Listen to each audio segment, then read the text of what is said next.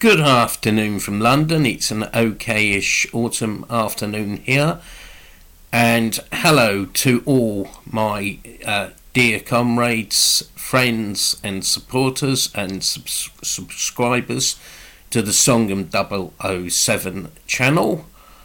This is Dr. Dermot Hudson, the chairman of the British Group for the Study of the Juche idea, chairman of the Korean Friendship Association of the UK, an official delegate of the KFA for the UK, president of the Association for the Study of Songun Politics UK, and owner of this channel, Songun 007. And today I thought I would speak about the Cuban Missile Crisis and the DPRK. And I think it's topical for two reasons. Firstly, it's the 60th anniversary of the Cuban Missile Crisis. And secondly, the DPRK may or may not, within the coming days and weeks, test a nuclear weapon. So we may again hear the nuclear funder of Juche, the nuclear funder of Songun, ringing out across the world in defiance of US imperialism. 60 years ago, on the 22nd of October 1962, the US imperialists announced that their spy satellites had detected long-range missiles being transported into the Republic of Cuba by the Soviet Union. The US imperialist chieftain, Kennedy, that womanizer, blustered and threatened the Soviet Union and Cuba. The US announced the blockade of Cuba. There was talk of both the invasion of Cuba and a nuclear strike against the USSR. It should be mentioned here that the DPRK, under the leadership of the great leader President Kim Il-sung, provided internationalist support for Cuba during its hour of need. It gave political and military assistance, whilst it sent food and tractors and a group of technicians to Cuba. A KPA general was actually the DPRK ambassador to Cuba, and the staff of the DPRK embassy in Cuba and DPRK students staying in Cuba actually armed themselves, ready to fight alongside the Cuban people. The DPRK also supported the 5-point demands of Premier Fidel Castro, which included US withdrawal from Guantanamo Bay. It didn't take very long for the modern revisionist Khrushchev leadership of the Communist Party of the Soviet Union and USSR to give in to the nuclear blackmail of imperialism. On the 28th of October 1962, only 6 days later, Khrushchev announced, and I quote, "The Soviet government, in addition to previously issued instructions on the cessation of further work for at the building sites for the weapons, has issued a new order on the dismantling of weapons, which you describe as an offensive, and their crating and return to the Soviet Union," quote unquote. Need I say more here?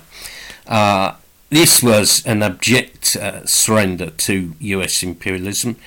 It sent out the message that the socialist camp could in fact be bullied by the US imperialists and pushed around by them, that limitations could be imposed by the imperialist states on the weaponry of socialist countries. It could decide what weapons a socialist country had and where they were deployed. It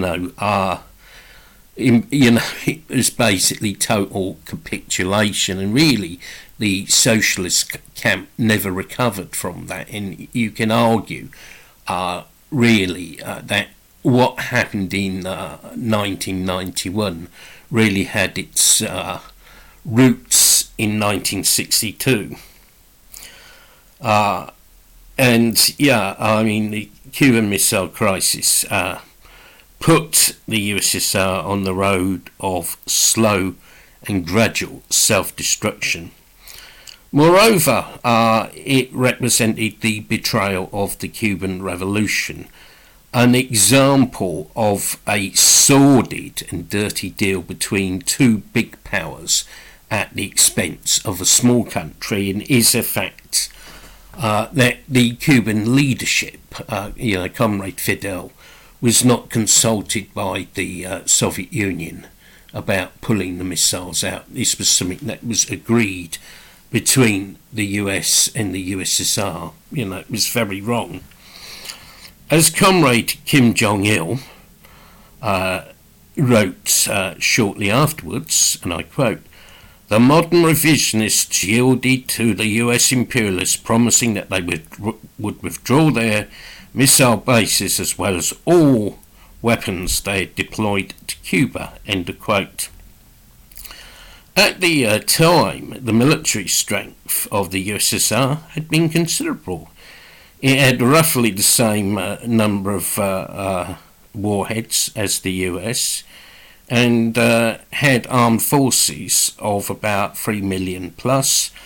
And in addition to that, the armed forces of its Warsaw Pact allies, which were considerable. There was no logical military or strategic reason to give in to the US.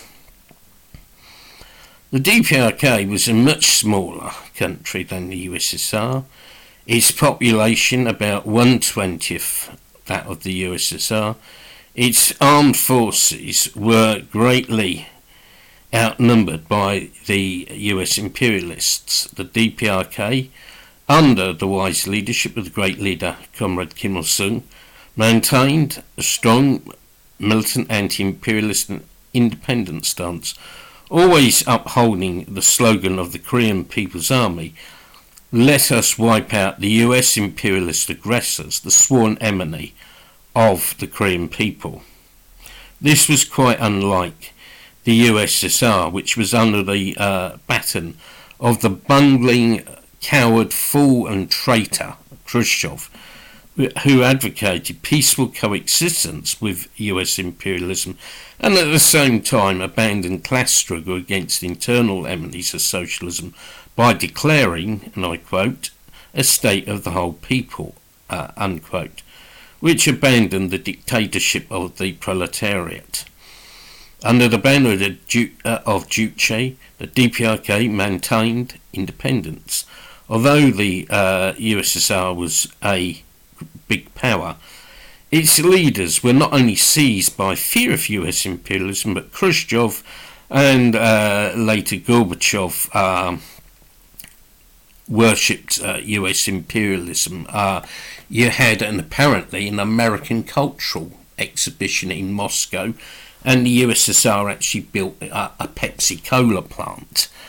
And during one of my early visits to the DPRK in 1993, a DPRK professor told me a story about Khrushchev's flunkeyism towards US imperialism.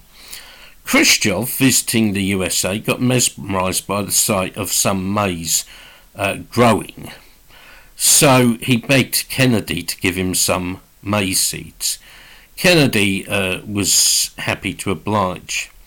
The maize seeds were duly planted in the USSR, but instead of a bump harvest, there was massive crop failure because the seeds were the wrong kind for Russian soil. But Khrushchev did not know this. The Cuban Missile Crisis reinforced the lesson that the DPRK already knew, that it could not rely on others for its defence. Comrade Kim Jong-il pointed out, and I quote, "They provoked the Cuban Missile Crisis against the Republic of Cuba, which put a severe strain on the situation. The crisis teaches us the serious lesson that socialist countries should not reveal any weakness in the face of the US imperialist aggressors, but stoutly resist them. The weaker the former appears before the US imperialists, the more outrageous and insolent the latter becomes. The crisis also shows that socialist countries should not rely on the strength of another country in defending themselves. One should defend one's own country on one's own strength. Foreigners cannot defend it in one's own place. The recent developments indicate that it is a daydream to think that a big country with the latest weapons will ensure the security of brother countries, quote unquote. The DPRK's stance contrasts with that of the revisionist Soviet Union. A few years ago, there were DPRK US summits and inter-Korean summits. Some people claimed that the DPRK had sold out, and hostile forces predicted that the DPRK would unilaterally disarm, that it would open up and reform, and that a McDonald's would open in Pyongyang. A few years later, there is no McDonald's in Pyongyang or indeed anywhere else in the DPRK, and not a single DPRK nuke or intercontinental ballistic missile has been dismantled. And now the DPRK is stating the irreversibility of its nuclear status.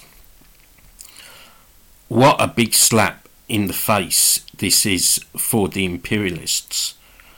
Rather than capitulate to US imperialism in the space of a mere 6 days, the DPRK has been a nuclear power for 16 years. The DPRK is also stepping up educational and informational efforts to teach its people to hate US imperialism and fight against it. And I think, the contrast between the stance of People's Korea and the objective capitulationist stance of the revisionist Soviet Union during the Cuban Missile Crisis, I think, proved the superiority and validity of the Juche idea and Songun idea, and the total correctness of the DPRK's leadership, which of course is the leadership of President Kim Il-sung, Chairman Kim Jong-il, and respected Marshal Kim Jong-un. So long live People's Korea, long live militant anti-imperialism, long live Songun, long live Juche.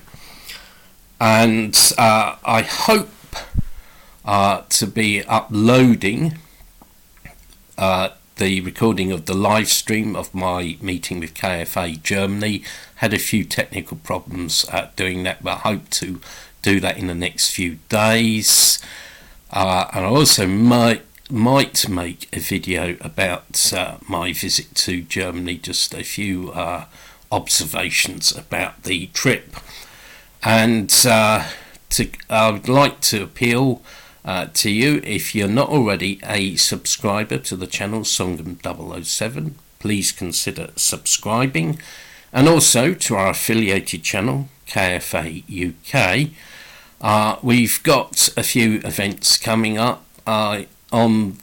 We will be picketing the British Brainwashing Corporation on the 29th of October, that is next Saturday at 1500 hours. I hope we can count on your support. If not, we will see you at the next event. Thank you for watching this video, and have a great day, and goodbye.